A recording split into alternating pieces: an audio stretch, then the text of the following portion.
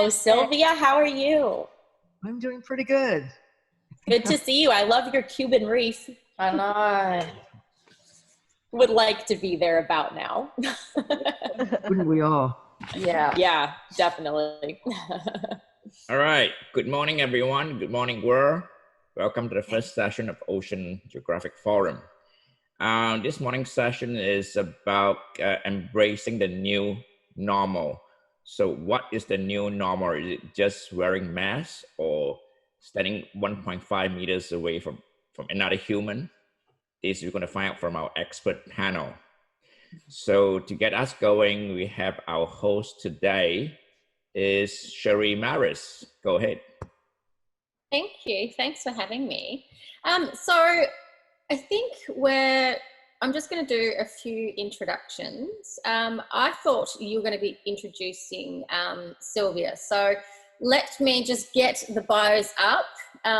Apologies for that. So I might just start working along. So I might just start with Jennifer Hayes. So Jennifer is an aquatic biologist, author, speaker, and award-winning photographer specialising in natural history.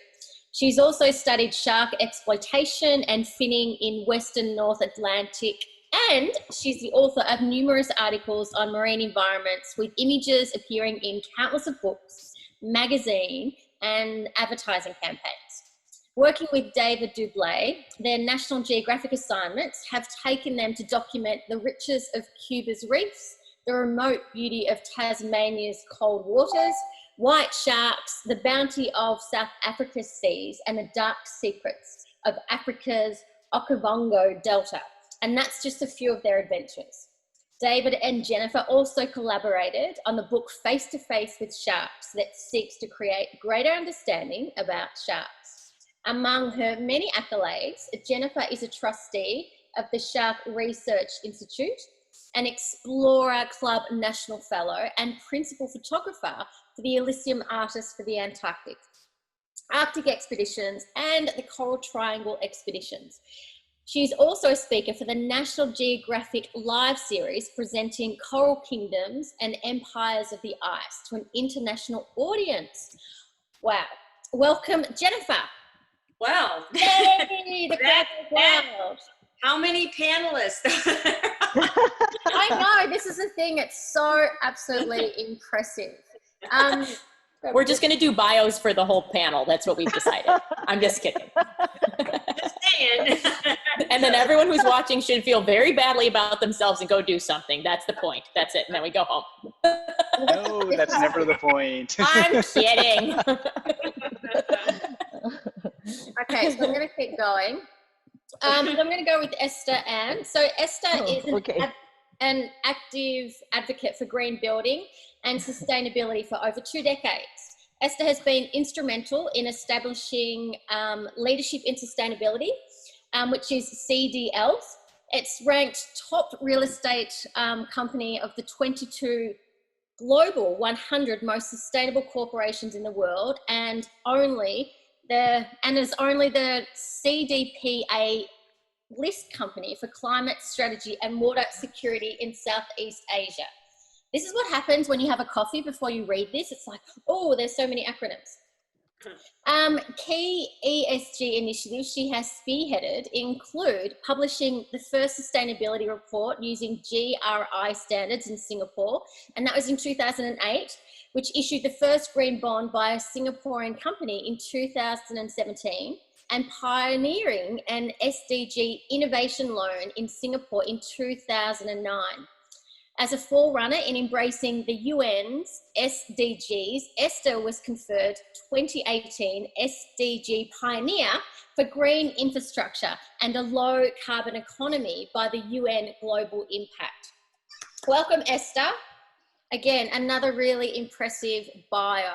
Now I'm just grabbing, there's just so many amazing people, and I am really embarrassed, Sylvia, because I did a bit of a brief edit and I'm trying to find your bio, and I'm really embarrassed because it's not on my list. So please excuse me as I quickly run around and try and find it.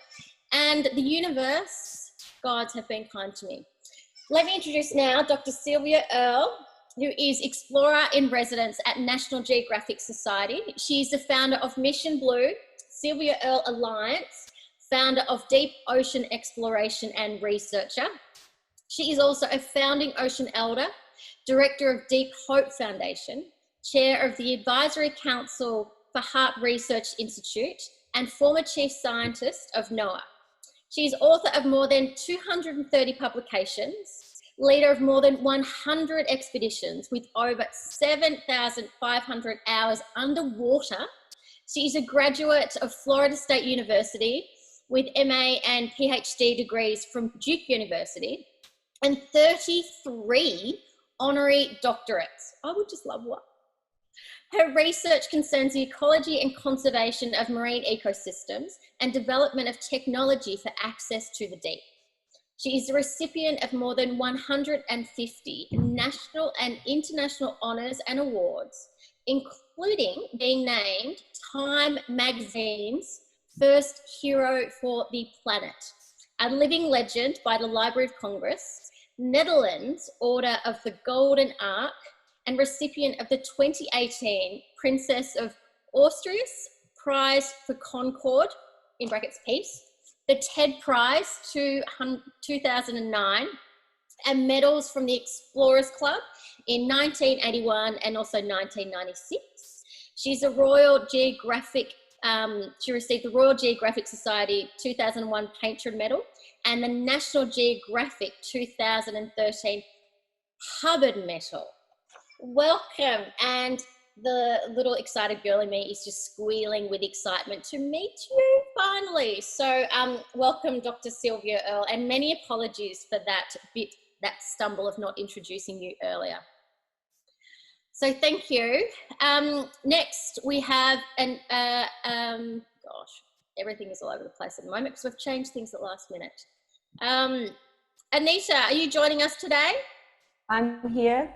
Excellent. So Anita is the founder of the Ocean Lovers Festival, an annual celebration of ideas, art, music and actions, showcasing some of the latest innovations, science, state-of-the-art technology and super cool ideas for helping the ocean. Anita successfully staged the first Ocean Lovers Festival in April 2019 at Sydney's iconic Bondi Beach, which attracted 15,000 people. To mainly free events promoting eco and sustainable practices in a multi-channel showcase of solutions to ocean recovery, products, projects and ideas with conservation as the driving theme.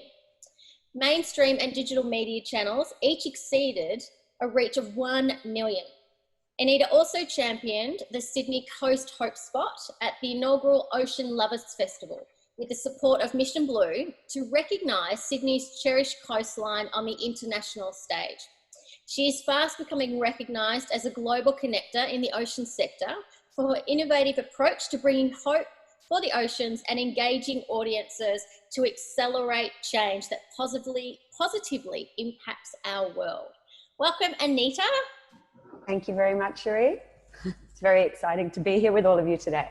I know, how impressive is this panel? It's amazing. Very impressive. I feel very honoured. Thank you for coming. Now, my computer is doing really weird things. Okay, so next we have Joy. Joy Zheng is the founder and executive director of Youth Leader Fund for China Biodiversity Conservation and also the Green Development Foundation. This organisation aims to mobilise youth via innovative initiatives, research and science popularisation, scientific and technical challenges and international exchanges to provide sustainable development solutions for institutions and organisations covering numerous industries like food, clothing, housing, transportation and entertainment. Joy has also worked as a sustainability and communication consultant and is the Deputy Secretary of G20 Young Entrepreneurs Association of China. Impressive. Welcome, Joy. Hi, everyone. I'm very honored to be here today with you all. Thank you. Next, we have Ben Horton. Now, Professor Benjamin Horton is a director of the Earth Observatory at Singapore at the Nanyang Technical University. He's published over 220 articles in peer-reviewed journals, including 28 articles in high-profile journals such as Science, Nature Proceedings of the National Academy of Science, and Geology. His research concerns sea level change with the aim of understanding and integrating the external and internal mechanisms that have determined sea level changes in the past, which will shape such changes in the future. His research impacts on important ecological, ethical, social, economic, and political problems specifically facing coastal regions. He was an author of the Intergovernmental Panel on Climate Change, the 5th Assessment Report, and is currently review editor for the 6th Assessment Report. His research was cited by President Obama in his 2015 State of the Union Address at the United States Capitol on January the 20th, 2015. Welcome, Ben. Is Ben with us? Yep, he's just on mute. Oh, okay. Ben. Okay, then we have... Good morning, everyone. Thanks for joining us. We also have Christopher Chin, who is the founder and executive director of COAIR, the Centre for Oceanic Awareness, Research and Education. It's a non-for-profit that seeks to enlighten people young and old to the plight of the oceans, to change the way they think and act, and encourage them to create positive and lasting change. He's recognised internationally for the extensive amount of work he has contributed to the fields of marine policy and advocacy. He regularly advises the United Nations on topics ranging from shark finning to fisheries management to plastic pollution mitigation, and even addressed the General Assembly during the UN Ocean Conference in 2017. Outside of this legislative capacity, he is constantly educating the public about ocean conservation topics and empowering them to make more sustainable choices in their daily lives. Then we have Sarah Lobuan. Now, Sarah is a marine scientist, communicator, waste consultant, volunteer, teacher, and a passionate conservation educator focused on researching marine debris and litter, plastic consumption, and pollution. Growing up in the waters of the Sutherland Shire, she's the founder of the outreach and education business, Ocean Tidings, and runs a private tuition business, educating primary, secondary, and tertiary students in science, mathematics, English, earth, and marine studies. She's also the founder of the Australian not-for-profits, Plastics Free Sutherland Shire, and the SO Shire, through which she promotes and advises initiatives to increase sustainable practices of businesses, schools, and individuals in their journey in waste and pollution reduction. She's on the board of the Sutherland Shire Environment Centre and is also project officer for Tangaroa Blue Foundation, an Australian registered charity that coordinates community cleanups across Australia and collects data on debris. Welcome, Sarah. Good morning, everyone. Thank you so much for being here with us. And I think it's correct that Dr. Sylvia Earle opened up the forum session. So let's hear from Sylvia.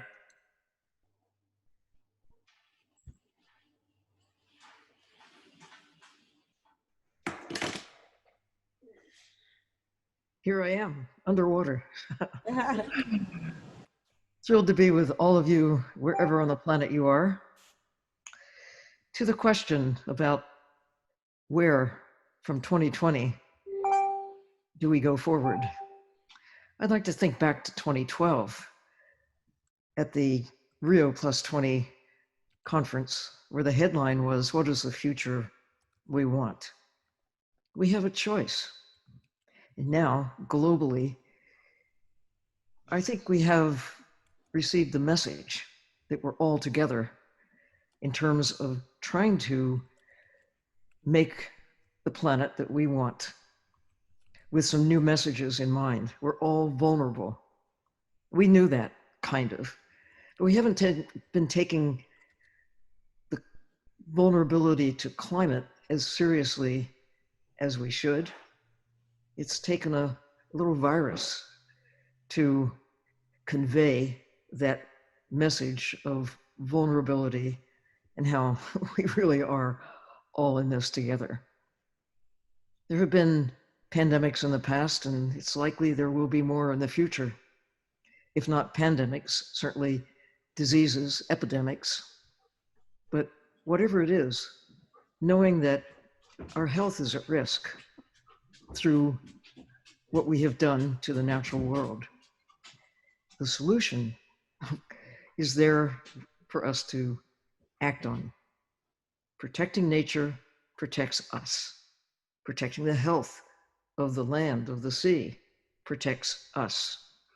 It relates to everything from viruses to what is happening inexorably in terms of the shift in the temperature of the planet owing to us, to the soot in the air owing to us.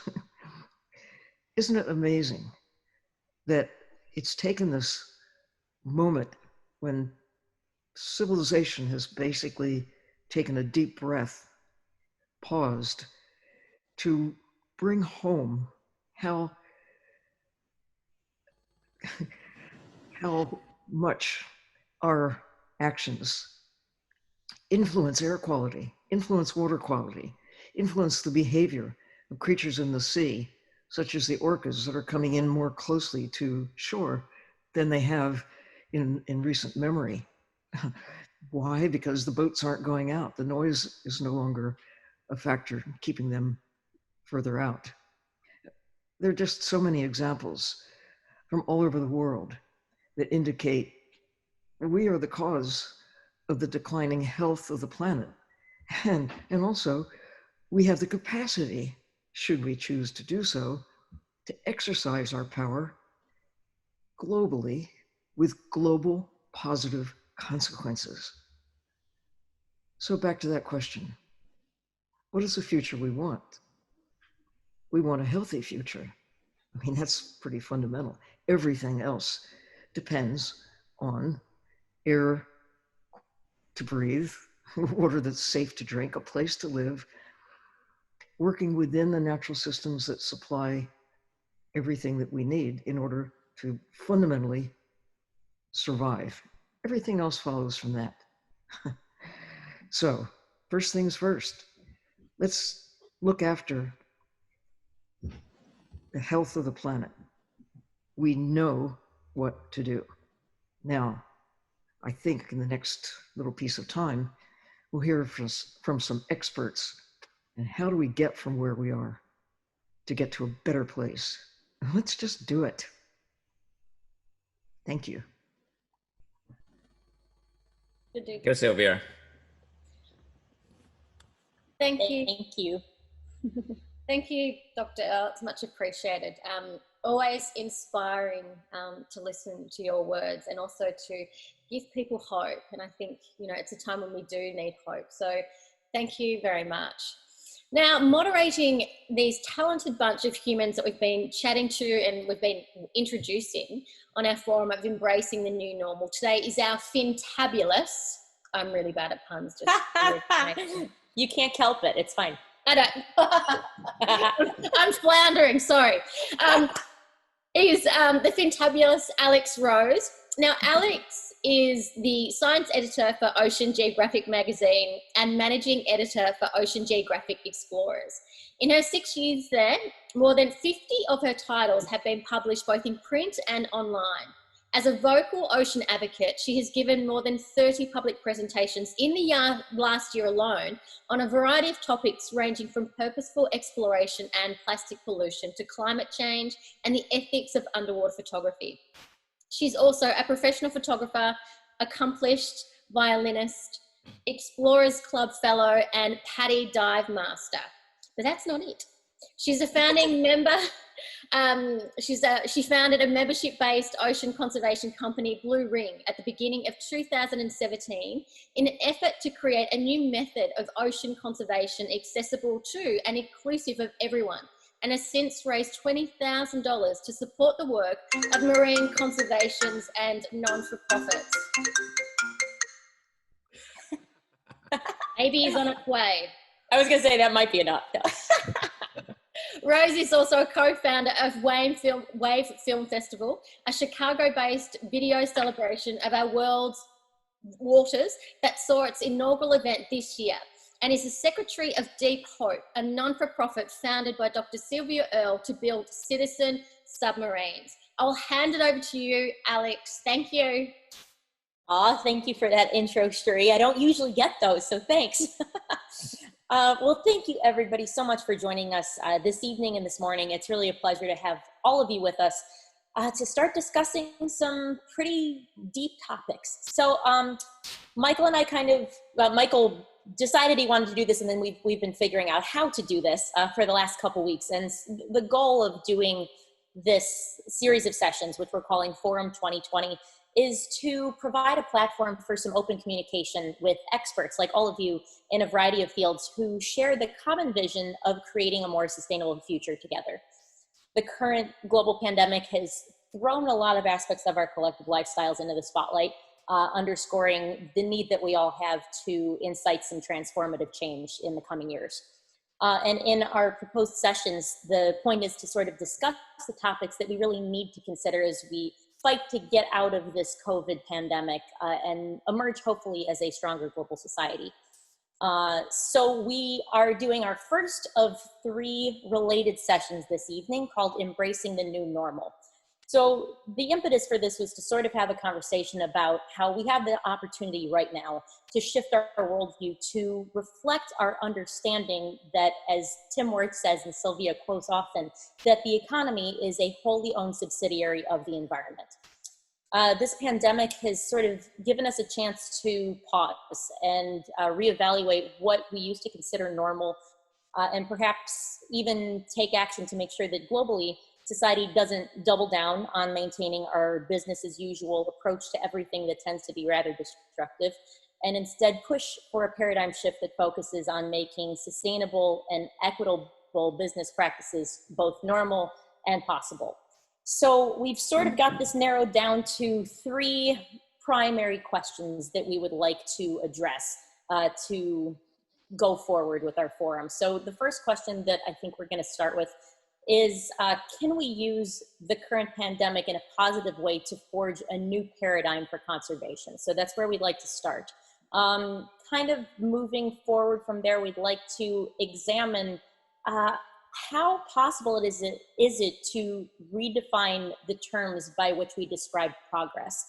I think about this often in terms of how can we add the environment into our GDP equation so that sustainability is actually profitable.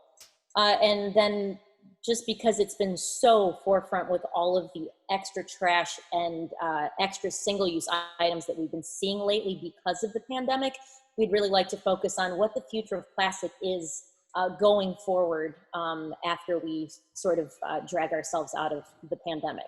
So I think we're gonna start with that one question about how can we use this opportunity to forge a new paradigm for conservation and focus on what aspects of this new normal, both commercial and personal, that we should try to retain going forward to make a more sustainable lifestyle. So I don't know if anyone in particular feels compelled to start this conversation, but if you do, please jump right in. Anyone want to start us off? Yeah, if no one's going to start, I guess. Sarah, I'll jump in. I'll jump in. Have at it. I guess for us here locally, there's a few things that we kind of saw. So I guess one of the things is like, it really emphasizes how we need to live local and also support local. What we actually need. So when we're forced to stay at home, plan when we're allowed to go out, it's amazing how much you can reduce your consumption, or also think about what you need. So like, you know, if you're only allowed out to go to the shops, you know, you plan it. So you're actually thinking about what you need for the next week or 2 weeks, or minimizing when you have to go out. And that can lead to things like, you know, thinking about buying in bulk. You know, you can't go out every day, or you shouldn't be. So can I buy things in bulk? Do I really need that? So I don't buy something just because I was in the shops that day. Do I really need it? and obviously things like I said, shopping local, because you know, some things weren't coming in, and then also thinking about we have a lot of people talk about, oh well, you know, I always forget my shopping bags, for example. Well, this was a great excuse not to, because you had to plan when you were going out. So this was a great time for people to get into a concept of planning, you know, to take some reusable items. Obviously, some reusable items weren't allowed, or shops weren't allowing you, but this was a great time to think about, well, you know, what I could and can't do in this time. And I just think just reducing consumption too, you know, like we weren't going out. So we didn't need to buy brand new clothes, you know, every week. There was nowhere to wear them. and then we found a lot of people cleaning out their wardrobes and realizing they had years and years of clothes that they're never going to have time to wear. So do they really need to go and buy out cheap fashion, you know, invest in good products that you're going to have forever? Right. And then just with me, with what I do with Plastic Free Sutherland Shire, what we try to look at is obviously the convenience mode. Here in Australia, we're very lucky that we're still allowed to buy takeaway and still have food delivery. And so what we looked at is, yes, there's still single-use items, but can we do those items that are actually compostable? So there was no real need for single-use plastic, because there was plenty of options. Sorry to bring a few props in there, but, you know, me and my husband, we still live a convenient lifestyle. You know, we got takeaway cocktails, you know, but we went to businesses where you could return the glass jars, the cocktails came in. So, you know, and then if they couldn't let us use reusables, you know, we chose compostable. So it's really thinking about, for us, or for me personally and locally, it's stop, like, not using the situation as an excuse to do worse. Use it as a great chance to learn to do better. And that's my little piece. I'll let somebody else have a go. Yeah. No, thanks for that. Yeah, I think this has definitely pushed people to sort of examine their personal responsibility for things, probably a bit more than usual, just because they're forced to be more self-sufficient than usual. So I suppose that could definitely be a good thing going forward. It does make me wonder too, these are personal things that we can do, but how does this translate into corporate responsibility? You know, like, how does this make corporations and large-scale businesses reevaluate things? Because these are small for us, which are all very important, but, you know, we do need large-scale change as well. And I know perhaps Esther could talk a bit about that, but just because of your major commitment with CDL to sustainable business practices, would be nice to hear your take on maybe green building going forward. Yeah. Okay, thanks for the wonderful introduction. And I feel that I'm probably the odd one out here with all the very creative people, innovative people, all very swim like fish, you know. For me, I'm on a land people, and until, you know, in the past few years that I met Michael, that he's the one who is instrumental to bring this person on land to look at, you know, issues in the ocean and all that. And definitely we all know that we, you know, 80% of the waste in the ocean are from land. And we also understand that as a builder for home, for office space, for hotels, and, you know, and all that, we have a big role to play. In the first place, that, you know, cities and buildings account for 70% of greenhouse gas emission. So this is no joking matter, that we feel that we are in the position to drive change. And whether you are in the building industry, real estate industry, everyone stay in a home, everyone work in a home, and everyone, you know, use, you know, property, whether hotel, F&B outlets and all that. How users, you know, the impact of users are also very important for the carbon footprint of our buildings. So it is a collective action. It's not just about how we design building, how we build, and how we maintain building. Most important thing is how we engage users, you know. So I think in the past, you know, almost 20 years now, we started our ethos in 1995 is conserving as we construct. And at that time, honestly, I just joined the real estate industry. And what I brought to the table is like, okay, as a non-real estate person, what I feel is the way, you know, building was constructed, and the process was not really doing very good for the environment. That's why we came up with this ethos. It was not under pressure of now climate change is so mainstream and all that.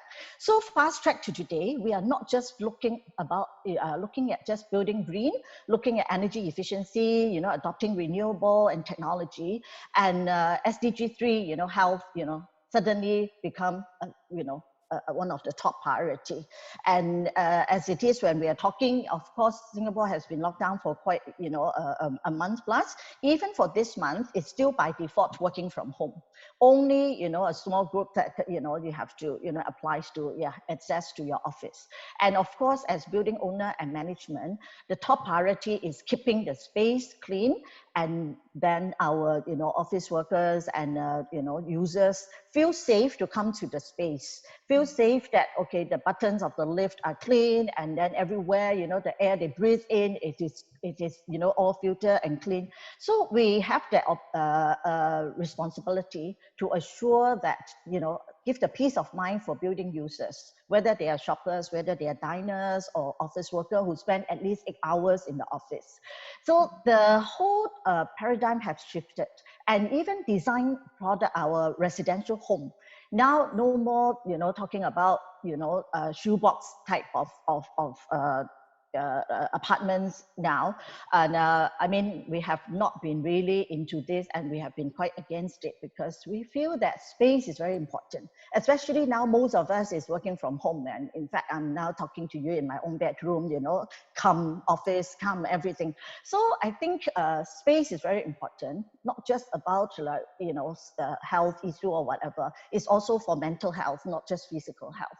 And I think how we design home, how we actually tap onto ventilation, better, using more, relying more on natural air, natural ventilation, rather than everything is about air condition. In the tropics, every day is 30 over degree, every day is summer. So if we don't design the, space to make use of ventilation, natural ventilation, or fan for that matter, then, everyone will be switching on the air condition, 7/24, So I think there are a lot of things that really is not new to us for green building, but with this pandemic, it actually is a catalyst for us to really review and reset how we design our building, how we build, how we manage, and how we engage people. Because users have a big impact on, the environment.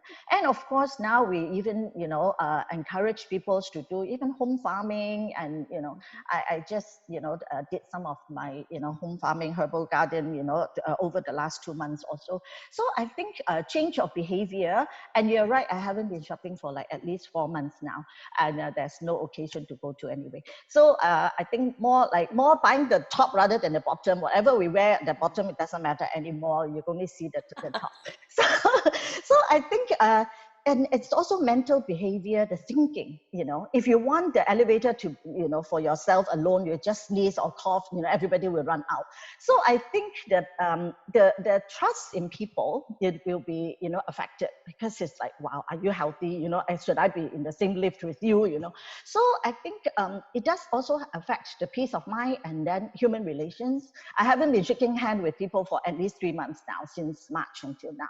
So I don't know when people will really go back to the so-called normal. The new normal is something that we still don't know. And whenever I'm given a topic to talk about recovery post-COVID, I always feel that we are far from post-COVID, because there's no solution as yet, no vaccines. So we are still too early to talk about post-COVID. It's more like to live with COVID, and like what we do with other viruses or bacteria around us. It's more like how we can contain it and prevent, getting infected. There are just too many things, too complex. So from the business perspective, we do our part, and to provide space that people can use it, and with the peace of mind, and also engage people that, apart from health and pandemic, we are also looking at, climate is very, very important. All this, whether it is climate threats or health or social or economic threats, all have detrimental impact on humanity, and all require global action and collective action and urgently. Yeah, I think I better stop here. Yeah, and let all the other distinguished speakers to share the airtime. Thank you. Thanks, Esther. I'm glad you brought up climate because I was hoping we could kind of lead into Professor Horton. His specialty is definitely talking to us about the changes that are going on in our climate, and there have been so many obvious changes that have occurred in the last few months with people not doing what they're normally doing, not traveling. Industry is down. Air pollution levels have, changed dramatically. Our water quality is different. I'd appreciate hearing from Professor Horton a bit about, our contributions to climate and how we can potentially maintain some of these lower emissions in the future, hopefully, without also jeopardizing, our place in the economic spectrum. Hey, thanks, Alex. Well, we all know that the COVID pandemic, which is sweeping the globe, it's infected 5 million people. It's causing the death of over 400,000 people. And this is understandably superseded the issue that dominated our news, dominated our social media, political activity, dominated business practice, and indeed, in particular, academic research for much of 2009. And that was the climate emergency. So I think it's very useful for climate scientists to consider whether the COVID pandemic and the climate emergency are related. Do they both have the same underlying causes, and can the solutions be the same? Indeed, we could consider that the COVID-19 is yet another symptom of the unsustainability of our modern human system. Now, as you said, Alex, as we've seen due to behavioral changes, that our climate has improved. And when I mean behavioral changes, it's because we're in Singapore, it's a circuit breaker. Everywhere else, it's called a lockdown, where we are, for example, flying less, we're working from home, we're driving less. And that's caused substantial changes to the environment that we have observed. So satellite-based imagery from NASA showed that the atmospheric pollution in New York was around 50% in April that it was in the previous year. If we look at carbon dioxide emissions, they fell dramatically since lockdown. Daily emissions of carbon dioxide were some 17% less last month than they were in 2019. But what we need to think about now is to think about structural changes to the economy and the industry, not just behavioral changes such as not flying, working from home, or driving less. I think we have to think about the individuals. We had some conversation earlier about what is it an individual wants and whether we need to change how we structure our economy, that we move away from materialism. But really we have to start to think about how we do this in industry. We're going to move on to plastics at some point later in the conversation. I mean, this year was supposed to be the year that we move away from plastics, but plastic items have got an amazing resurgence right now because the material turned out to be both sanitary and provided protection against the transmission of COVID-19. So how are we going to address this? I mean, I think that what we have to really think about is the bigger issue. Not just on individuals, but we need to think about complex recycling processes. You know, we need to think about circular economies. If we think about the disposal of solid waste, we need to think about how in developing nations, some 80 to 90% is unregulated, and the environmental and health crises that are associated with that. Yeah, absolutely. I think, well, maybe we'll jump into a little bit of plastics early as long as we're on the topic, and Christopher is our plastics guy. So yeah, this has been a weird one to watch because like you said, 2020 was really supposed to be a time for us to take a real crack at reducing plastics, single-use plastic items, and it's gone completely the opposite direction. And it doesn't feel like it's just a temporary thing because of some of the steps that have been taken by the petroleum industry and other plastic companies in order to roll back a lot of the anti-single-use plastic legislation that's happened in the last several years, and with a whole lot of work by a lot of people. Christopher, I'd be interested to hear what you have to say about everything that's gone on in the last few months with plastic legislation. Thanks, Alex. Well, even before the pandemic, the fate of oil and gas was in decline, and petrochemical industries were starting to expand plastics production as a path for their continued profitability. Once things began locking down with the pandemic and travel was slowed both locally and nationally as well as internationally, oil prices fell to a ridiculous low, and in some cases, barrel prices were sub-zero.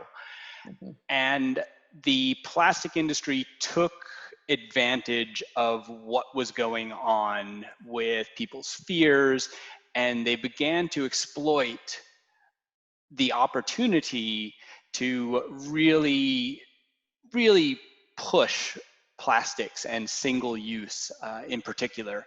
And we've seen that. We've seen that left and right with to-go and takeaway, as well as in just in the industry, they would, or in media, they would portray this as a safer thing to do, when in fact, the transmissibility of viruses or viri are no greater on reusable surfaces than single use, because the single use thing was also touched by many people. It just happens to have not been touched by an individual bringing their cup back or something like that.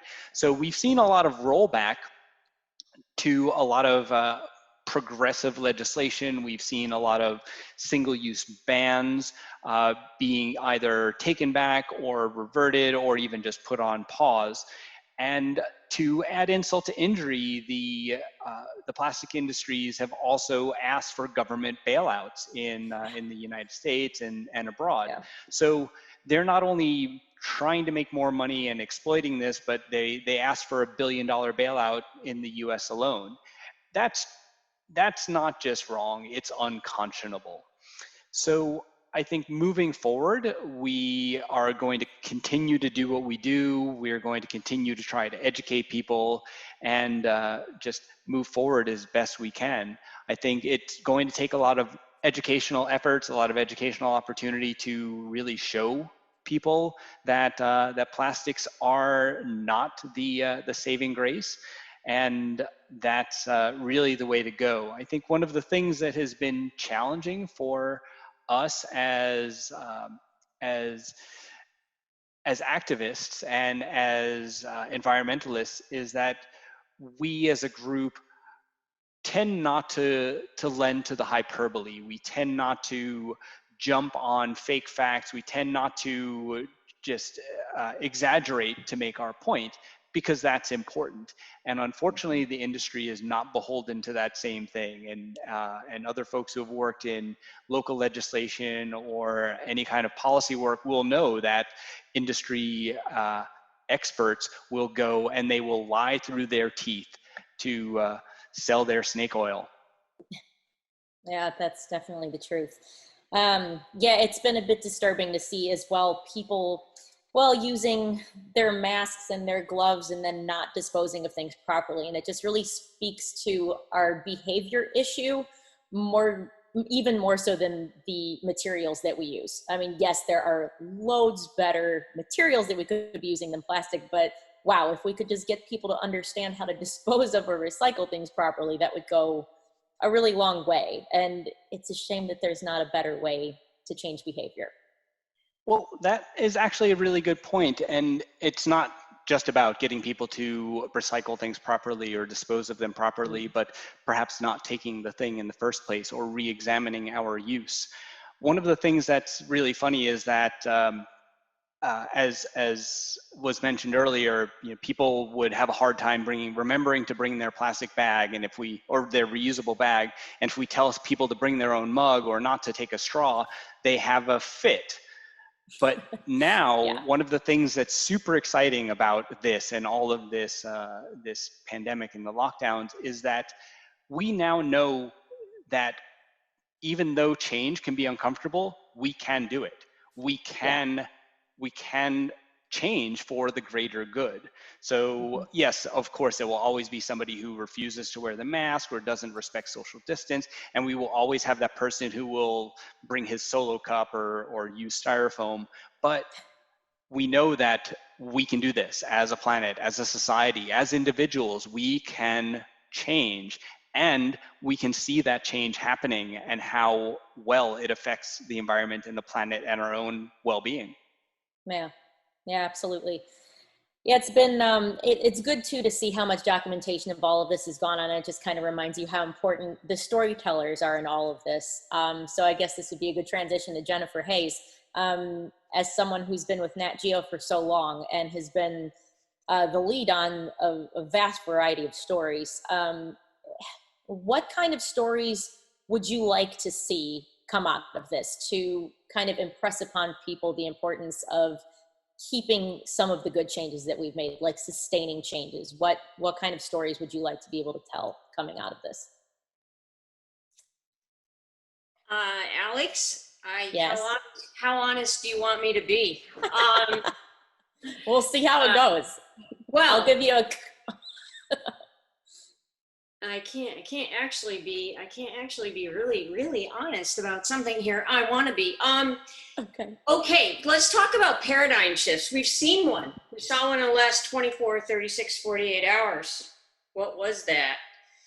That was China listing the pangolin as a category 1 animal there with the panda. Did you expect that? No. No.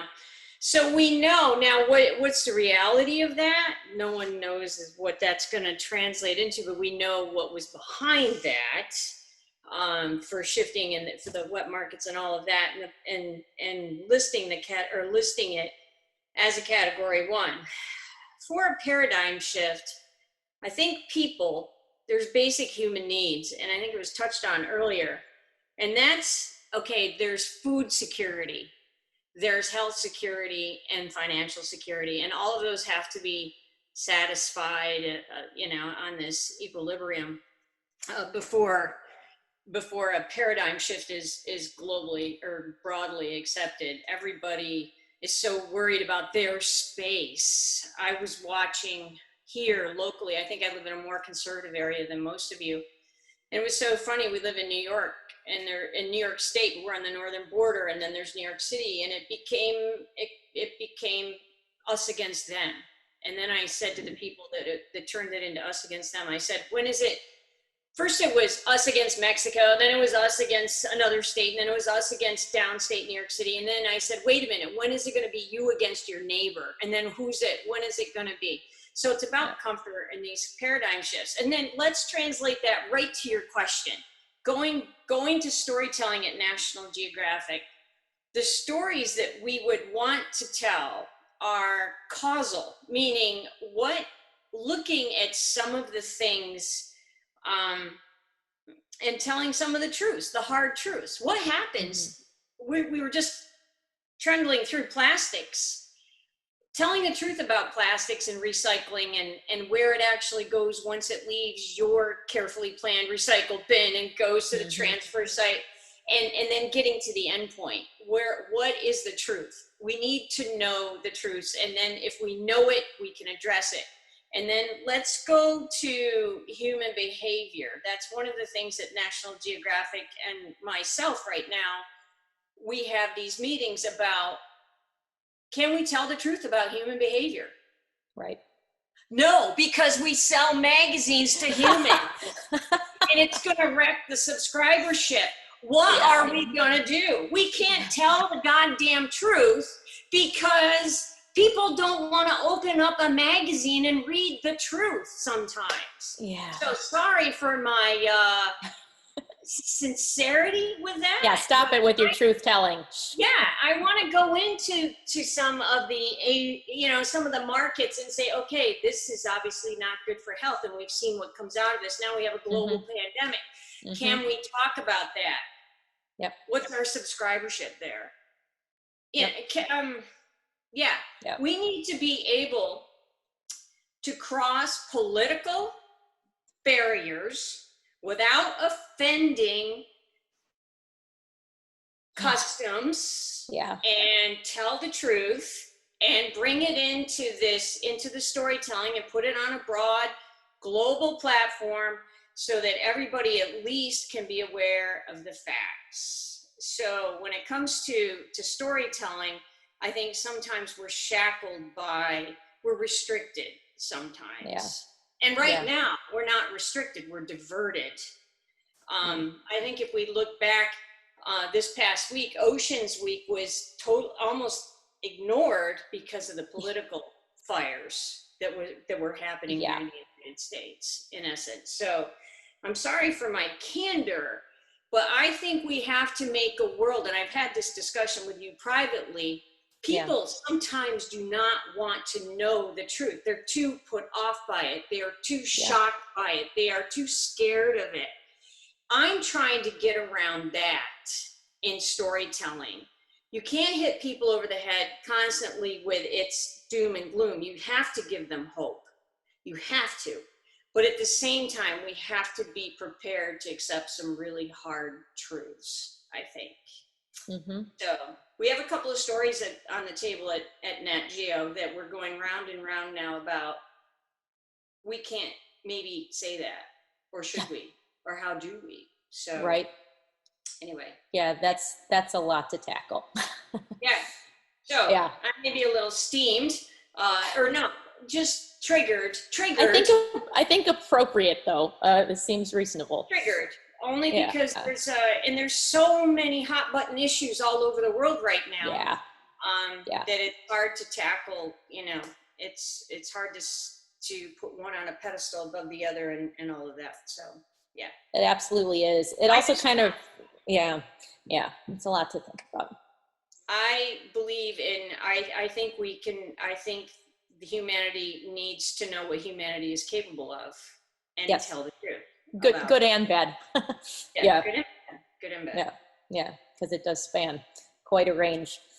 Yeah, in terms of how we approach things, I was thinking about this the other day, and how, especially in the US anyway, we tend to always make environmental laws, but don't really set forth environmental goals. So it makes it very difficult to reach a goal when you've never set one in the first place, and all you do is enact a law and then hope it works out. Clean Water Act, for example, we have a Clean Water Act, but we've never really had a clean water policy. So you kind of run into issues here. And I would imagine Sylvia has probably run into this in her career at NOAA.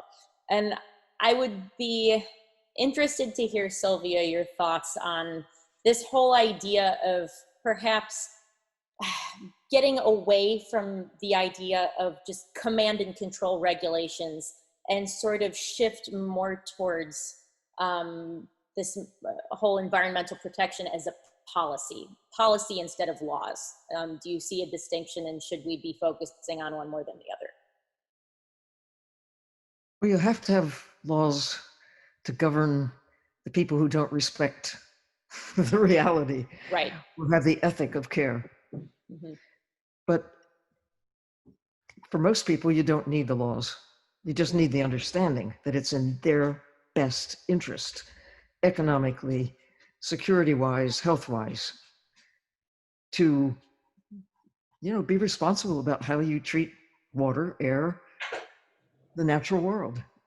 But first you have to know, and we still are, there's a lot of ignorance about, and there are there's disinformation about the ocean. They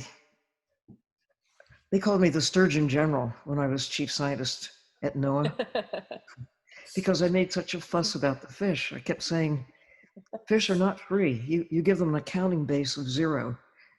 but they're only valuable by your way of accounting when they're dead.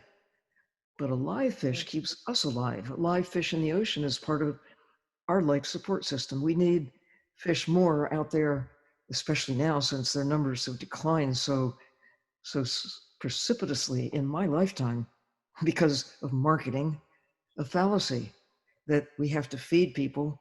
I mean, we do feed people, but as if it's a necessity to extract extravagantly to give a luxury choice to a large number of people. There's some people who really don't have many choices, especially those in coastal areas, those who don't have the ability to source food in the way that those who are the major consumers of ocean wildlife are not those who really need it.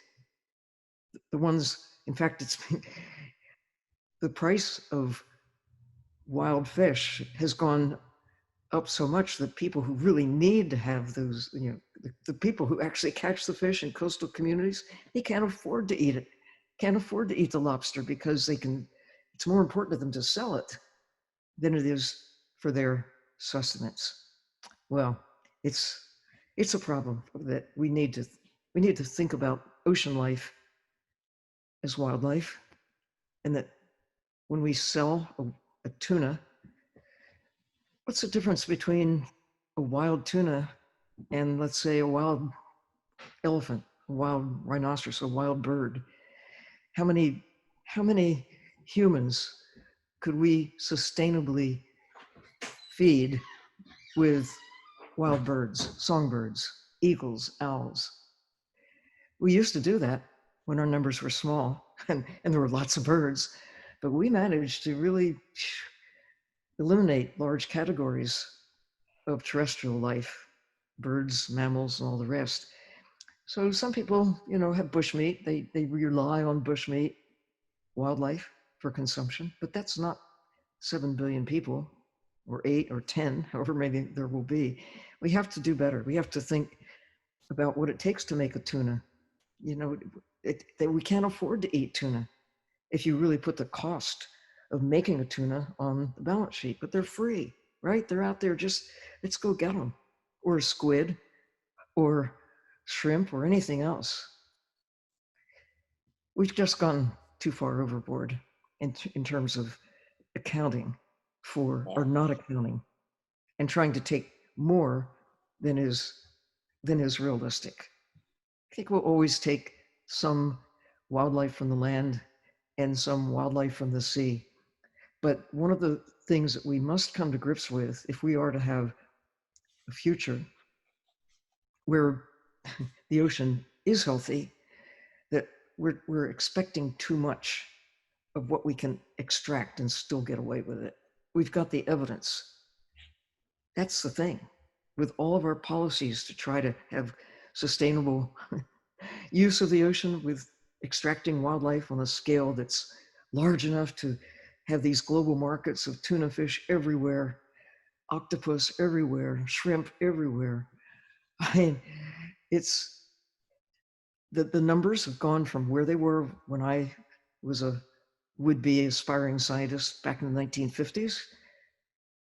Their numbers have gone down, and with it, the health of the ocean, and with it, disruption of the carbon cycle, with it, concerns about how does what we've done to life in the ocean and disrupting the carbon cycle through the level of extraction, the nutrient cycles, how does that affect the carbon cycle that affects climate?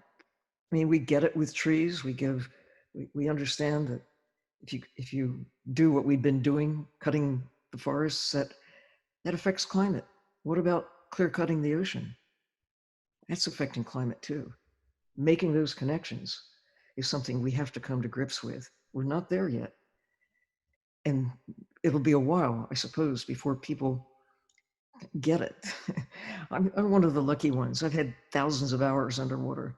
I've gotten to see the changes of abundance to lack of abundance, of healthy systems to diminished systems.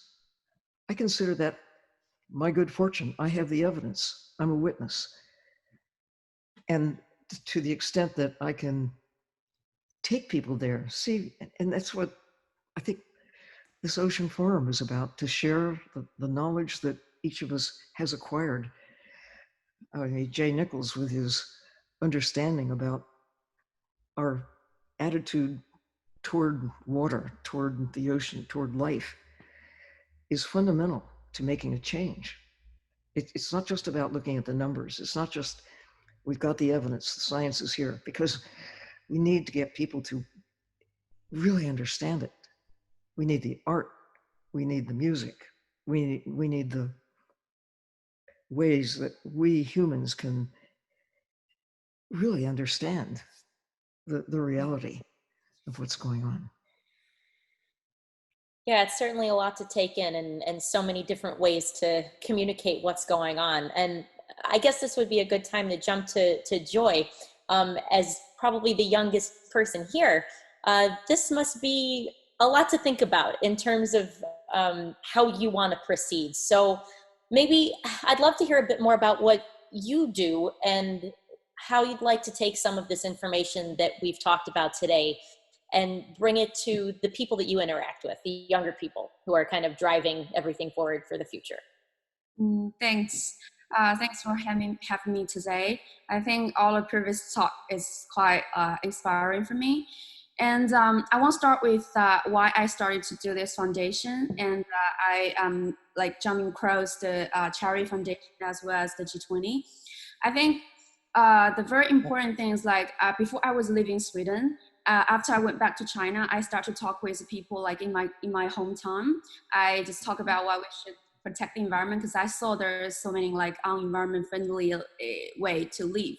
And then let's say, for example, I told them like about climate change. If we don't change, and the sea level rising, and then the coastline city may not livable anymore. But for those people live inside of China, inland of China, they will feel like, okay, the sea level rising, and then there's something wrong about the sea. So what's going on with me? There's like, it's not my business. They cannot feel and see the interconnectedness of all those nature circle ecosystems. So I started to wondering, how can I make those connections become visible?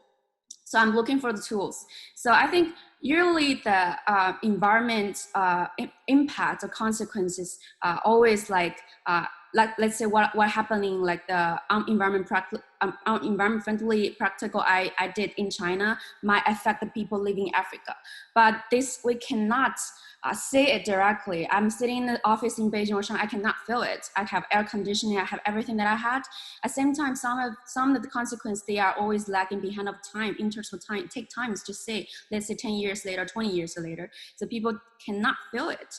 So I think we have to come out better and effective communication tools to bring those effects which are like behind the time or the space, to make it go across the time and space, to show in front of people. So I set up the foundation to use art and tech, combine them together to make those effects visible. So this is one of the things I do. And also, I think it's very important that when we decide which way to go, we have to suit our measure to local conditions. The conditions refers to the economic conditions, and then the cultural conditions, and the regulation conditions. You know, China is big, and different cities, even close to city, may have two different norms or like cultural practice. So you have to understand it. Then we set up the same goal. They all understand that, like, they all want to live in more greener and more sustainable world, but how? So we set up the goals. I think it's very important to do not standardize the motivation and approaches, to let the people to think how can they do from their own professions, their own cultures, their own conditions. So my approach or my thinking is about to bridge those young people with their own professions, to guide them through all those challenges, to see the opportunity behind and turn those challenges become something they can be mentally empower themselves, also economic empower themselves. Because I think we have to stay practical in some way. Also, like, if you standardize everything, so hard to make change. Even I haven't started, there might be a risk that before you start, you already put yourself in opposite position of the people you want to talk with, you want to communicate with. So I think you have to be very open-minded and be innovative. So our organization quite tech-driven. So we work closely with VR, AI, and blockchain, AI, something like that, to make those connections become more invisible. And then I think the pandemic, it's a really good, I think we're current stage, we're at the best of our time and also worst of time. The best is that the pandemic really brings straightforward, heartbreaking, and enormous impact to our society, our economy, our daily lives. So that gives us the tools to explain very livable, reliable reason why we have to protect the environment, do more conservations, and care about wild animals. But at the same time, you will see people, a lot of government, a lot of company that's so eager or so want to economy to go back. They prioritize economy. They prioritize a lot of business activities. So we have to choose the appropriate measure, appropriate communication skills to grab the best time, but also be cautious about what we might face right now, because apparently there are so many things, there are so many stakeholders involved in this, this huge historical task. And then, so I think it's excited, but at the same time, it's very risky also. So I think we have to stay patient, stay innovative, and stay be more adaptive in a way. Yeah, thanks. That's all I want to share. Yeah, completely agree. Thank you. I think that's going to be a really good place to kind of, I don't want to say end because I don't want any of this to end right now, but it is a good kind of summation point because it speaks to this growing awareness of our inescapable dependence of human health and welfare and the integrity of ecological systems, and this recognition for strengthening our research and monitoring our nation's biological resources and everything that goes along with it.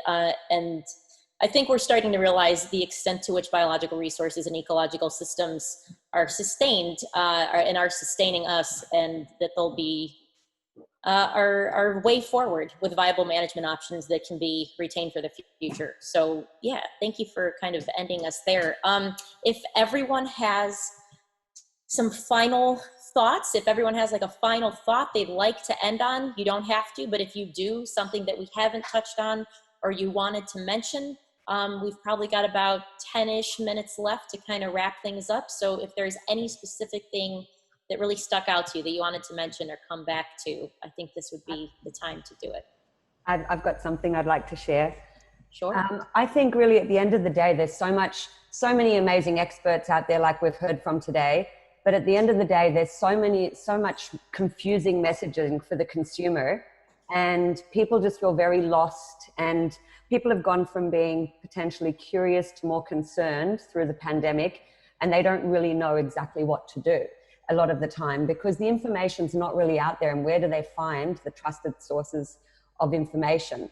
So that's kind of why we created the concept with the Ocean Lovers Festival. It's how do we bring, how do we connect people to the science and the innovative ideas and everything that are out there to generate that kind of hope and emotional involvement and connection to the ocean to make people actually want to make a difference. So I thought that was such an important point to make, because when people can come and, for example, this year we had the Sydney Institute of Marine Science that planted a crayweed forest in the icebergs pool at Bondi Beach, and people could actually dive into the pool and experience it for themselves. This is a restoration project that's happening in real life that a lot of people would never know about if it didn't come out in front of the public like that. And then they have the opportunity to speak to some real scientists and ask questions. And really, it's just about giving people somewhere to come and learn about all these things, but in a hopeful and engaging environment that's going to inspire them to go away and want to make a difference, because people feel so overwhelmed that a lot of the time they're not even sure what to do, where to start, and how to, what they should even do. So I think it's so important to give a platform like we're doing today and like we're doing with the festival for people to actually come and feel inspired and captivated and engaged by all the incredible knowledge that is out there.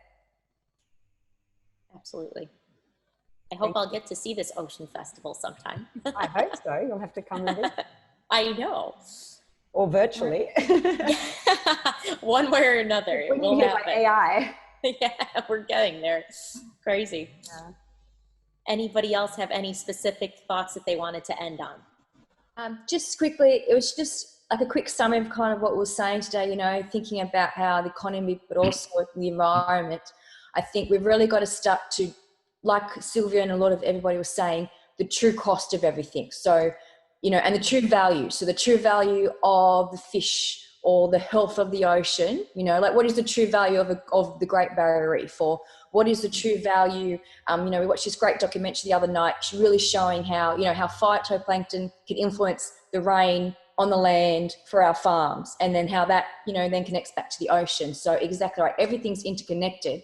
So also too, you know, we're talking about the gross domestic product, you know, truly valuing modern and new technologies. That is a goods and service that we need to concentrate on, you know, not just renewables, but like people actually providing us for a modern, sustainable society. You know, we're all not just about the environment. We understand how important the economy is, but moving forward, you know, as we all say, we can't eat money, but also money is dependent on the health of the oceans and our environment. So, you know, it's not one or the other, but that, yeah.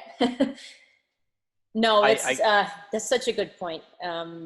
It's been kind of weird during this whole pandemic. You kind of see how there's this constant inverse relationship between human relationship with nature and animal relationship with nature. It's like when humans are supposedly thriving, it seems like animal life is doing the opposite. And this is just, you don't like to think that it's an inverse relationship because it isn't meant to be, you know. And we just, I think putting environment into the GDP and really starting to make a serious calculation, a real calculation about what the wealth of our resources actually are in a value term to us, and that they give us for free every single day, would go a long way in helping us factor the environment into a more sustainable future going forward. Alex? Yes. Yes.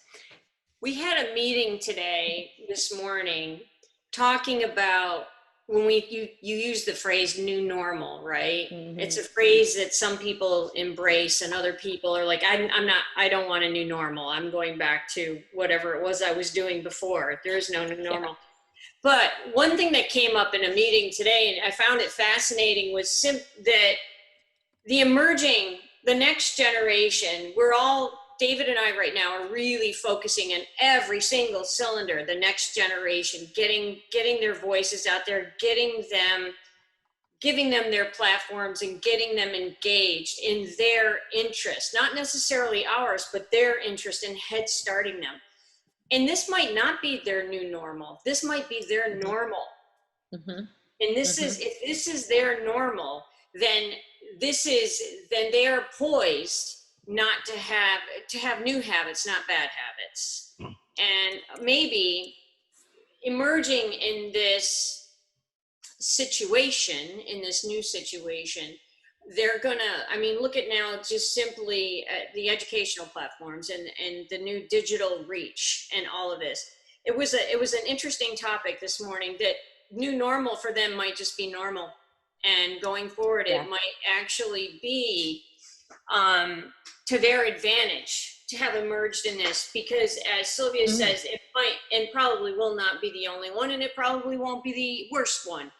And we're teaming with a lot of youth now, and I'm not going to say they've got this, but the way they're handling the digitization of everything, and even just look at learning. So it was just an interesting case. No, it's our new normal. It's their normal.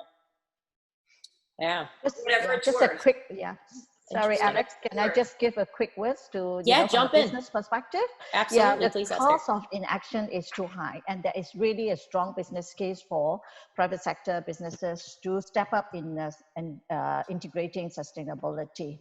And the past few months during the market downturn, it has proven that companies, with strong ESG and are in a better position. We are all thinking, but we are thinking much slower, but we are more resilient and we are more preferred by investment. And the whole world ESG indices and climate indices are outperforming the others.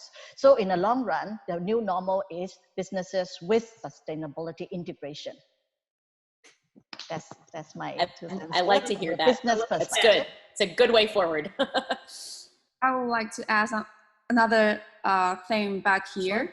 So when we were mentioning the young generation, always because I'm working with the even younger generation of me. So I'm born in 1996. So the thing is that I'm working with a lot of people like born in like 2000 years. So Wow. So the thing is, I read that recently, like the commercial report from Tencent.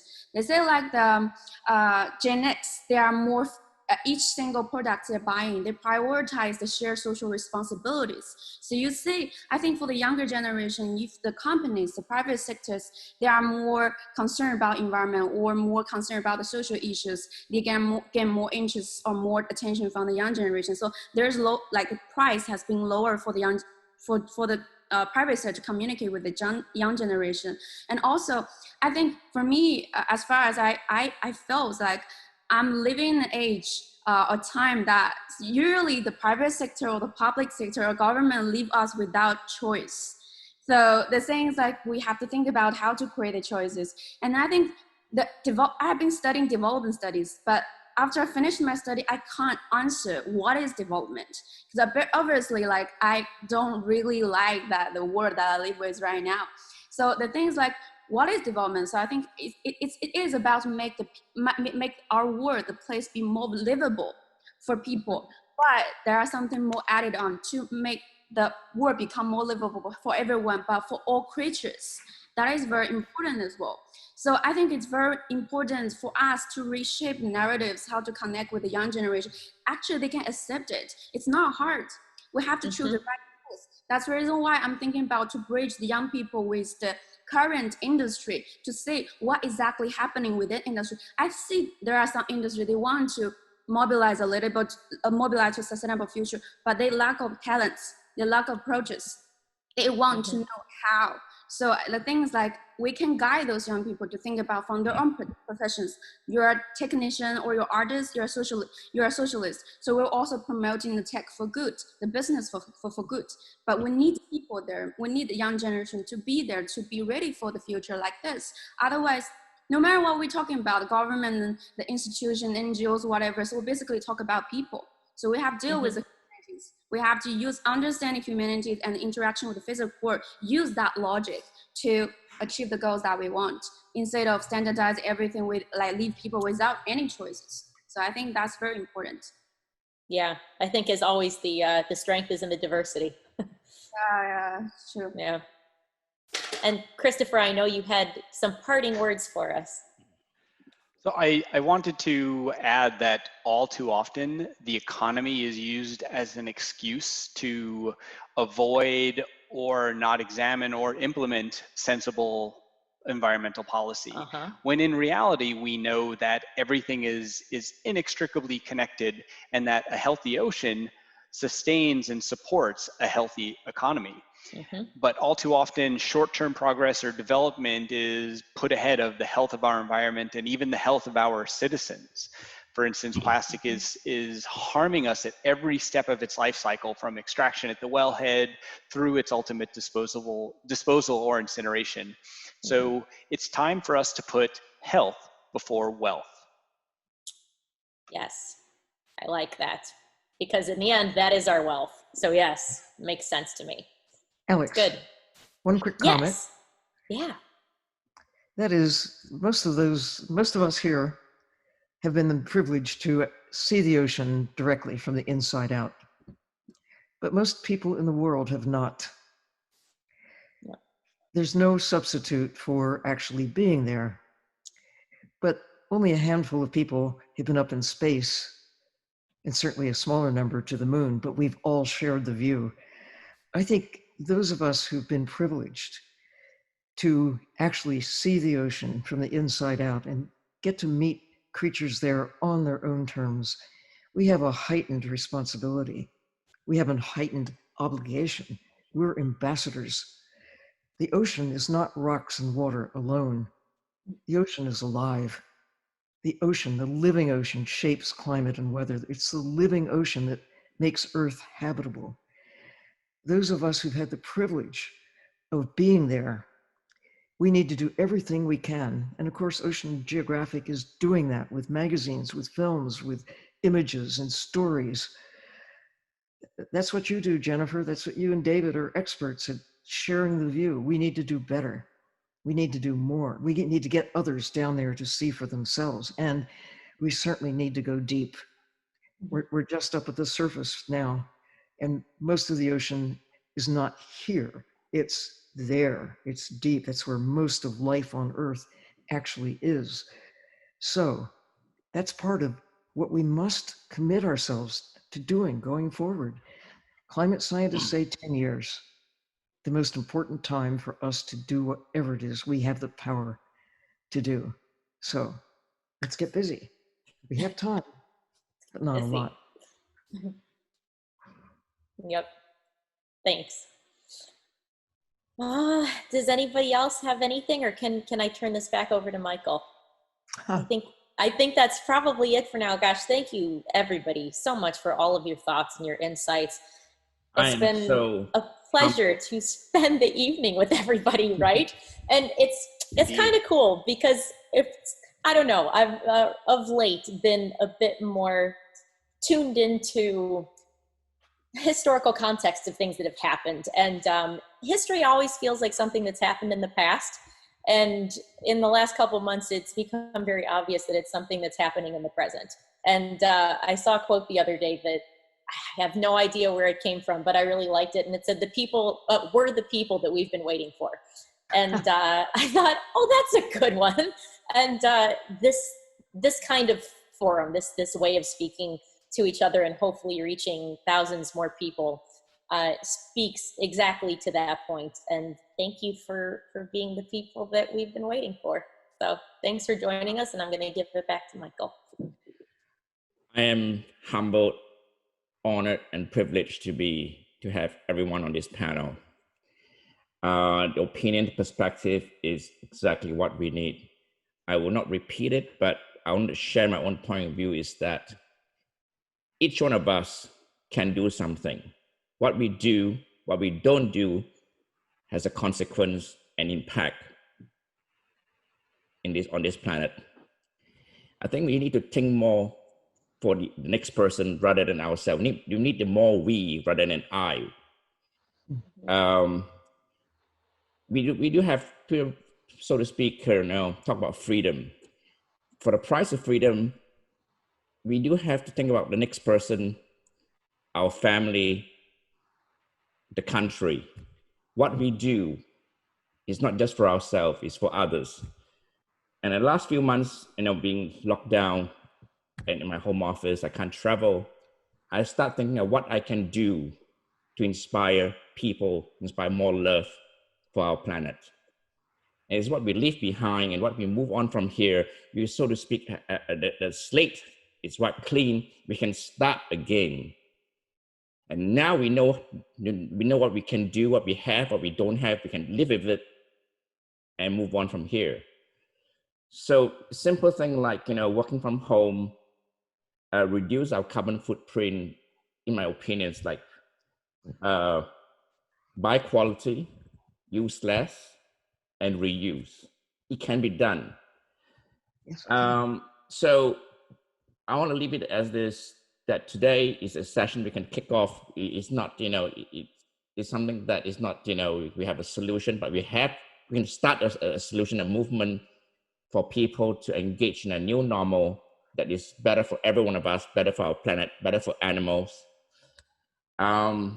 And we can start today. We can start, sharing love, sharing our resources, and how we can move forward to have a more cleaner, sustainable planet. Thank you everyone for joining us today.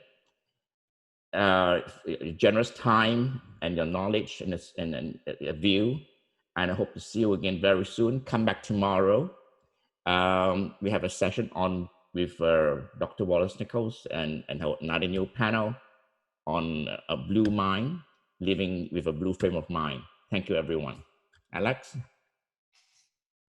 Yeah, I mean, I think that's good. Let me, for anyone who's still watching, let me just tell you a tiny bit about what we've got planned for tomorrow. So if you've got the time to join us, I hope you can all come back.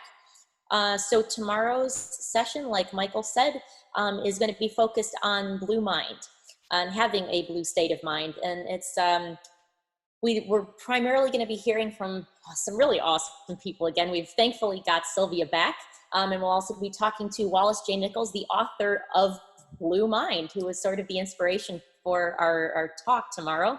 And Fabian Cousteau will also be joining us, Miao Wang from China, Better Blue Foundation, and who else? Oh my God. Oh, who else do we have, Michael? We have one more person.